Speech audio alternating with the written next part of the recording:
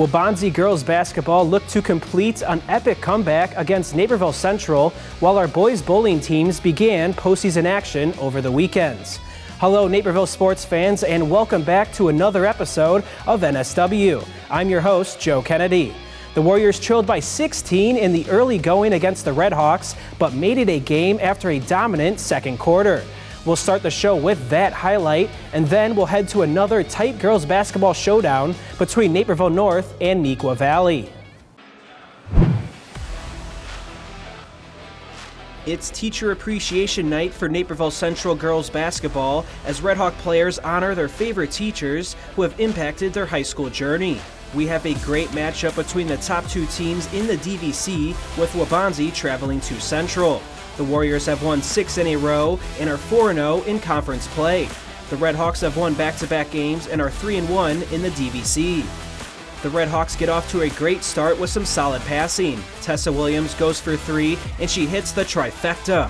Naperville Central takes a 6-0 lead over Waubonsee. The Warriors miss their shot and Williams gets the rebound. She connects with Erin Hackett, who drains the 3 for the red and white.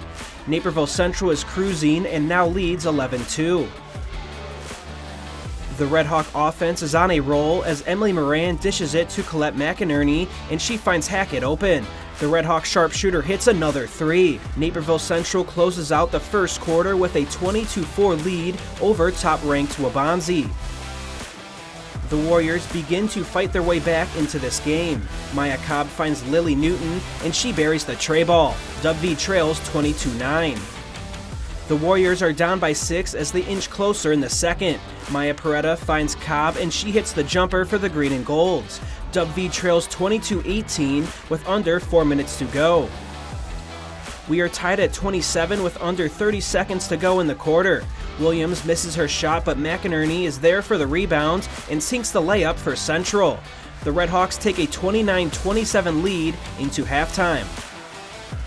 The Warriors lead 32-29 early in the third as Hackett dribbles down the court to set up Williams. She drains the 3 just off the glass and in. We're all tied at 32. Daniela Porcozo runs the break, and Cobb tips it to Ariana Garcia-Evans while falling down for the layup. We now go the other way as Central has possession. McInerney connects with Annabelle Kreitzer, who swings it to Williams for 3. W still leads 36-35. The clock is running down in the third as Garcia-Evans decides to take this to the basket herself for the layup. W is starting to pull away and leads 49-39 as we head into the fourth quarter. The Red Hawks continue to fight early on in the fourth. Williams connects with Kreitzer and she takes on 2 defenders, spins and buries the 2-pointer. Central trails 53-45. The green and gold with possession as Garcia-Evans passes it to Newton. The ball gets tipped but finds its way to Cobb and she buries the floater. W extends its lead to 58-45. In the final moments of the contest, the Warriors put it away, with Garcia-Evans dishing it to Cobb, and she buries the 2-pointer to finish the night with 16 points. The Warriors defeat the Red Hawks 64-50, moving to 17-1 on the season and extend their winning streak to 7 games. The Naperville North Huskies host the Neuqua Valley Wildcats in the latest big DVC matchup. Both teams are looking to halt a losing streak, with the Huskies dropping 5 in a row and the Wildcats losing 3 straight contests. A defensive start as we begin at the halfway point of the quarter. Looking to get things going for their offense, North's Natalie Frempuk finds Ava Podisic in the corner, who finds her spot for the mid-range jumper. The Huskies lead 4-0 in the opening minutes. Later in the quarter, after a defensive stop, the Huskies look to extend their lead. Frempuk swings the rock to Sydney Smith, who finds Mia Podisic in the corner, knocking down the 3. North runs out to a 9-0 advantage.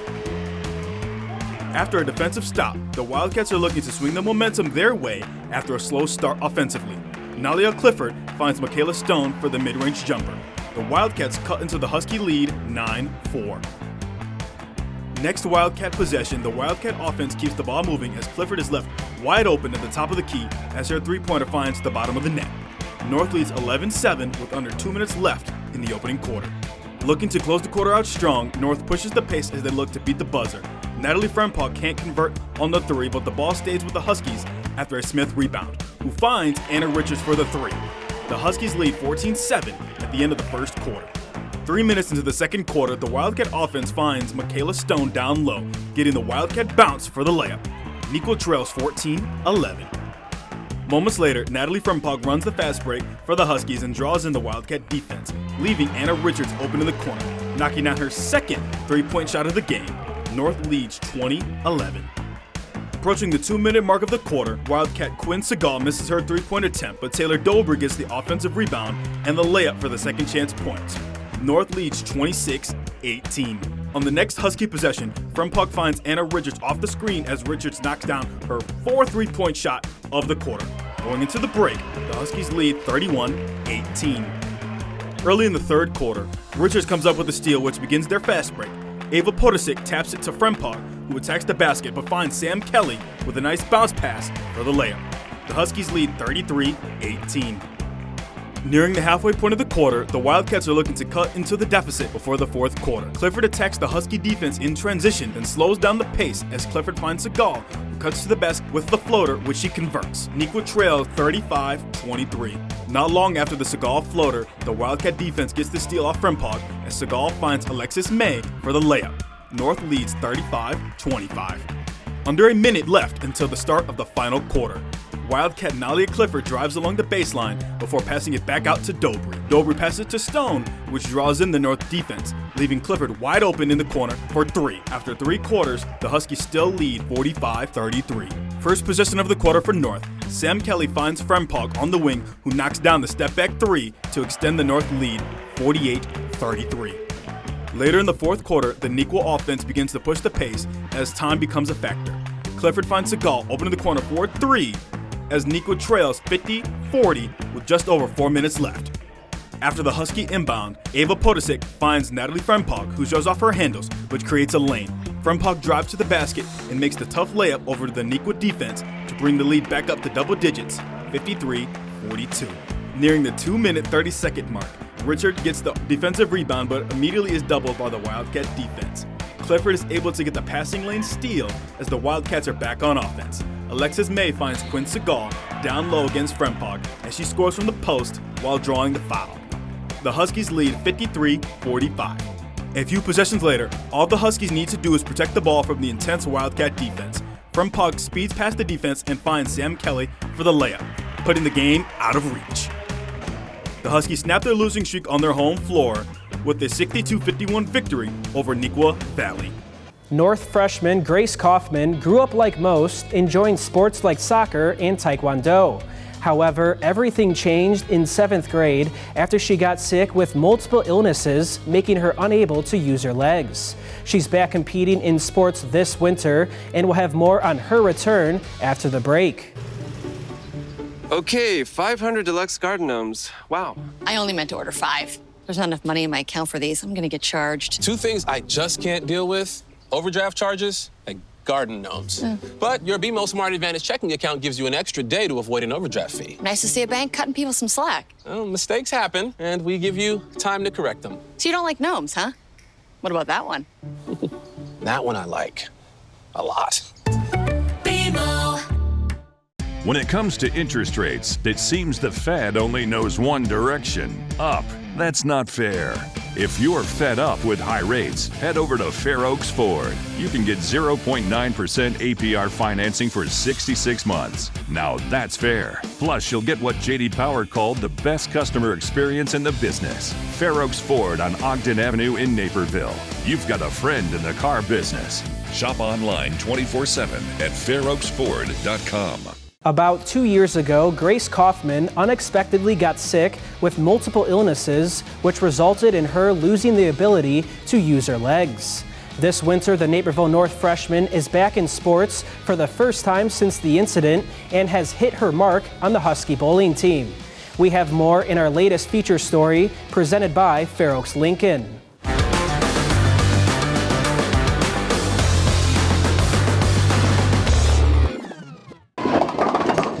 One Naperville North bowler is not just learning a new sport this year, she's redefining her relationship with athletics after facing a life-altering situation. Like many, Grace Kaufman grew up playing sports like soccer and taekwondo. However, everything changed in 7th grade. Kaufman unexpectedly became sick with multiple types of illnesses, resulting in her losing the ability to use her legs. It felt disappointing. I was in a state of illness, so I was not mentally clear, perhaps. It felt disappointing that some things were not accessible to me anymore, and I feel grateful that I am exploring things that are accessible to me now. This past fall, about 2 years after the incident, Kaufman began her freshman year at Naperville North. In December, she joined the bowling team, the first sport she'd play since getting sick. Bowling was interesting to me because it was something I could participate with my able-bodied peers, like with my friends. And I had been in soccer previously, and I missed having a team sport to be a part of. The sport allows Kaufman to connect and compete with her able-bodied friends, and she's often the only one bowling in a wheelchair. It feels good. It feels normal. I don't think people really recognize it too much, at least I'd hope. And I think that it's important because bowling in a wheelchair isn't much different than bowling able-bodied. I mean, she's always been a very persistent person. She's never let her disability stop her from doing things.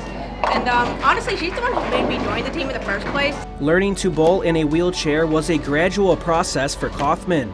It was one where trial and error paved the way for improvement.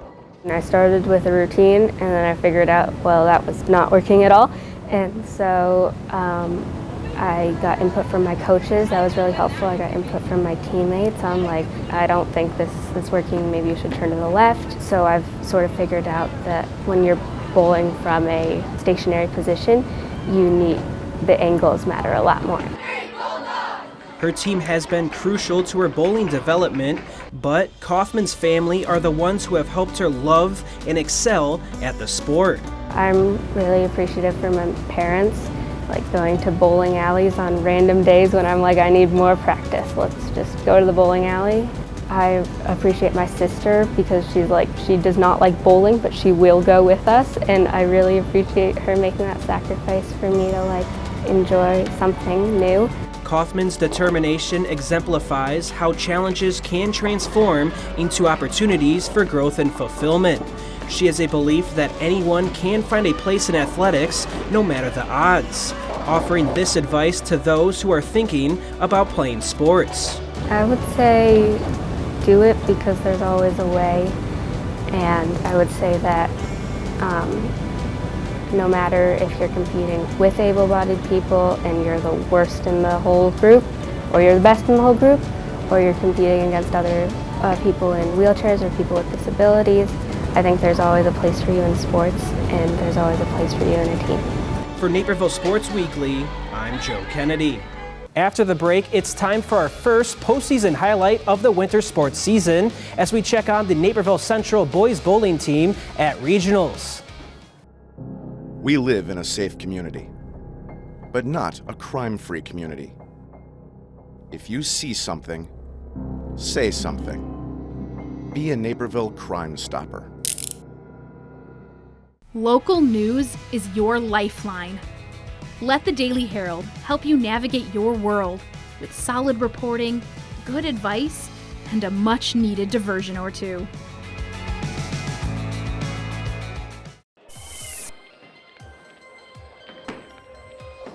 The boys bowling regionals are on as Naperville Central is one of 13 teams competing in the Joliet Central Regional at Strike and Spare. The Red Hawks are looking to qualify for the sectional tournament for the 6th consecutive season. They will have to get past teams such as Joliet West, Lockport, and Hinsdale South. The top 4 teams will advance to sectionals on January 25th.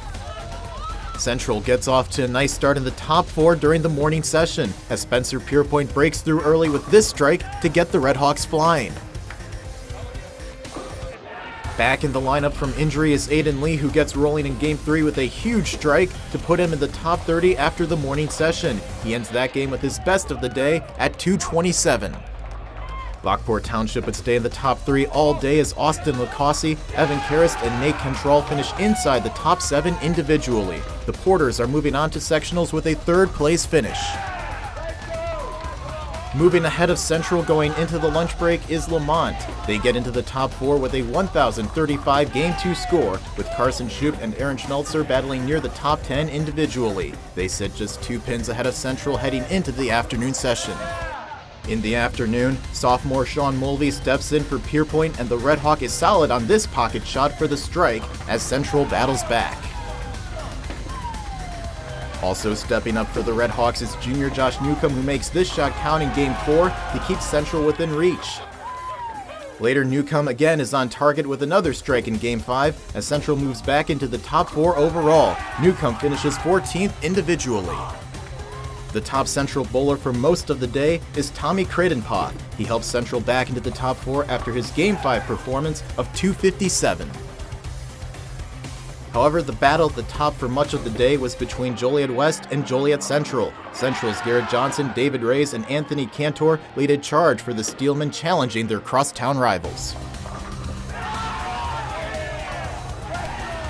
However, Joliet West would hold their own with senior Tyler McDonald rolling each game over .215. His 1,444 series propels the Tigers well into the afternoon session as they try to hang on for the win. Looking to secure themselves in the top 4 ahead of Lamont, the Red Hawks have a clutch 10th frame in Game 6. Nate Taverna ends strong with back-to-back strikes to put the senior at an even 200 game and push him into the top 30 to end the tournament. Also finishing strong is Creightonpoth, who rolls a double in the 10th to get the Red Hawk crowd more energized. It gets the team on the verge of a sectional berth.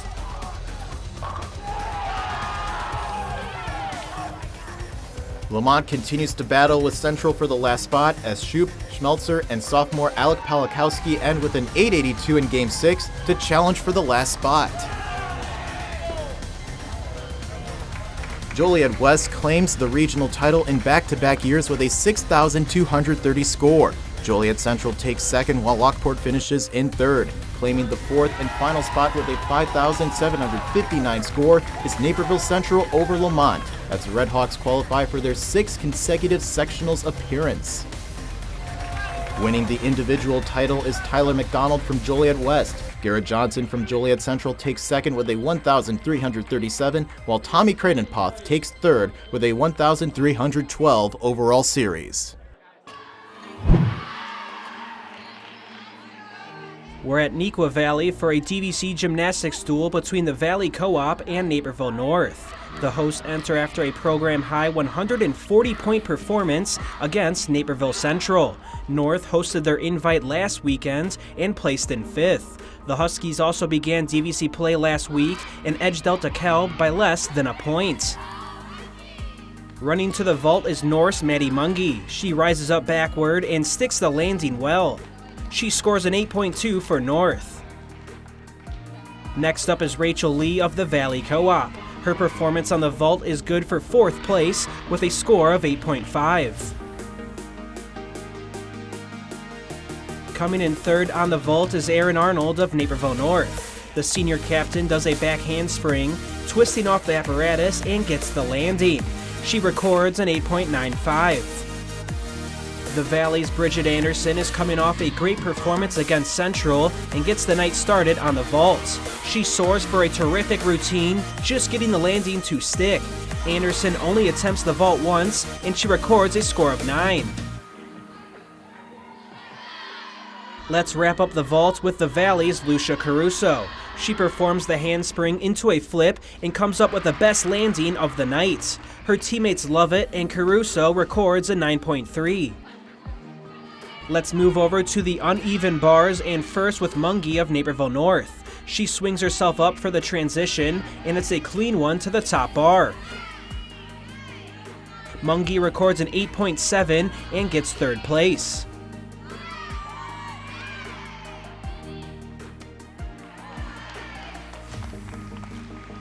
Now over to the Valley, and we're with Carly Finkley, who starts from the top and quickly works her way to the bottom bar.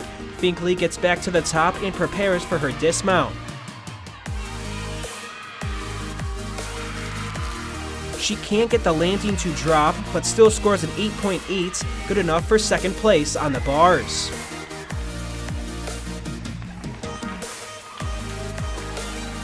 Anderson of the Valley is our last to compete on the bars, and she puts in a great performance for first place. She shows off the strength with the handstand and works to the bottom bar. Back at the top, it's more great movement from the Valley gymnast. She flips to a score of 9.15. Kate Alfeld is up on the beam for Naperville North. She reverses back before following it up with a cartwheel. As the Husky gets ready for the dismount, she backflips and lands it for a fifth place score of 8.6. We have a tie for third place on the beam, and we'll first show Jade Wolf of the Valley. She gets going with some jumps and stays balanced. At the ends, Wolf prepares for the exit and performs the front handspring into the dismount. Wolf scores an 8.8. Mungie also records an 8.8 for North as we're at the end of her routine. A couple of back handsprings gets the Husky ready for the dismount. She nails the landing and celebrates with her coach.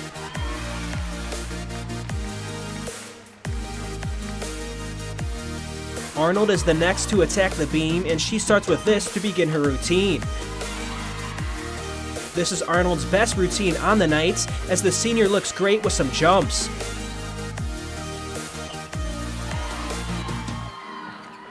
She gets ready to dismount, and Arnold reverses before sticking the landing. She records a 9.2, just missing out on first. Closing out the beam is Anderson of the Valley Co-op, who begins with a couple of cartwheels. Then she backflips and stays up on the beam. Closing it out, Anderson nearly uses the entire apparatus for the dismount, which she flips and twists before landing for a score of 9.3. It's tied for the best score of any routine on the night. We'll end the competition with some exciting action from the floor, and we'll keep it with Anderson. She gets the routine started on the right notes, connecting on this pass. She goes again 2 more times around, en route to another score in the 9s for Anderson. Her 9.0 here gives her 3 routines at or over that mark. Caruso is the next to go, and she gets her routine started right into the camera. She goes again for her second pass, which gets the crowd going. On her final run, with her teammates behind her, Caruso shines and sticks it well. She would end with the best score on the floor with a 9.3, and it's her second routine over a 9. The Valley shines at home and defeats Naperville North by 6.8 points to remain unbeaten in the DVC. Anderson finishes as the top all-around gymnast at 36.25, while Arnold ends in second at 34.15, and Mungie at 34 even. Wrestling wrapped up regular season conference play over the week, and after the break, we'll close out the show with a matchup between Waubonsie and Central. Okay, 500 deluxe garden gnomes. Wow. I only meant to order 5. There's not enough money in my account for these. I'm gonna get charged. 2 things I just can't deal with: overdraft charges and garden gnomes. But your BMO Smart Advantage checking account gives you an extra day to avoid an overdraft fee. Nice to see a bank cutting people some slack. Well, mistakes happen, and we give you time to correct them. So you don't like gnomes, huh? What about that one? That one I like a lot. BMO. 2 dealerships, side by side, identical in every way. What makes the difference? The experience. That's why more people choose Fair Oaks Lincoln. Incredible selection, knowledgeable salespeople, and a world-class experience you can't find anywhere else. Get 0% APR financing on most new Lincoln models this month at Fair Oaks Lincoln in Naperville, where the dealership experience makes the difference. It's the final conference home meet for the Naperville Central wrestling team, which means it's senior night. The Redhawks honor their senior grapplers and continue to party on as they take on Waubonsie Valley. The Warriors hope for a strong performance with the DVC meet just around the corner.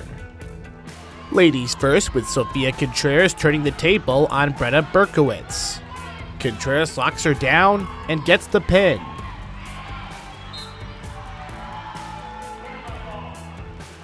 We jump to 132 pounds after the first 3 out of 4 matches went Central's way via forfeits. Nate Duffield takes control of this match after getting some early points on Gavin McDonald. He looks for more, but McDonald sprawls and retakes control of Duffield. McDonald turns his opponent while he grabs the head and leg, and the official declares the match in the Redhawks' favor. At 144, Bradley Anderson displays a single leg takedown and goes to work on Nate Moore. Anderson holds on to the arm and adds on another pin for Central. To 150, where CJ Bierman activates the ball and chain, and it works to perfection because he gets the victory by fall over Rolando Luno Ramos. New match, same result for the Redhawks. Henry Rydwelski shows no mercy on Lucas Pretkelis in the 175 bout. Rydwelski stays aggressive and wins his match with the tech fall. The Warriors get help at 215 pounds as Jordan Hatchett gets a pin on Nathian Gandhi to avoid a team shutout.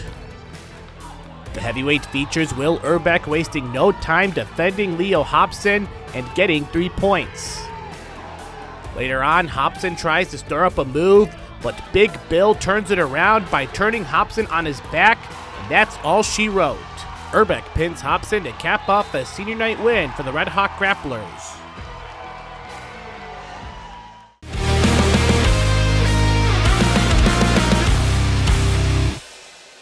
Our Girls Play of the Week comes from Bridget Anderson of the Valley Gymnastics. Anderson soared against Naperville North, recording 3 routines with a score over 9. On the uneven bars, Anderson shows off the strength with the handstand and works to the bottom bar. Back at the top, it's more great movement from the Valley gymnast. She flips to a score of 9.15. She records a 9.3 on the beam thanks to this backflip and an amazing dismount. Finishing with her floor routine, she gets it started on the right note, connecting on a pass. She goes around 2 more times en route to another score in the 9s for Anderson.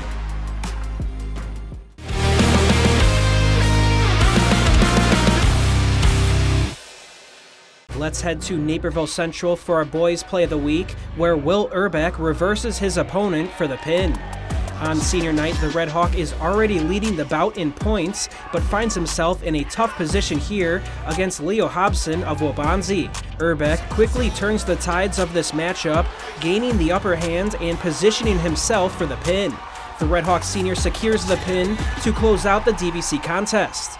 Taking another look at the reversal, it's a great move from the Red Hawk. Central hosts the DVC tournament on January 24th. That concludes this week's episode of Naperville Sports Weekly.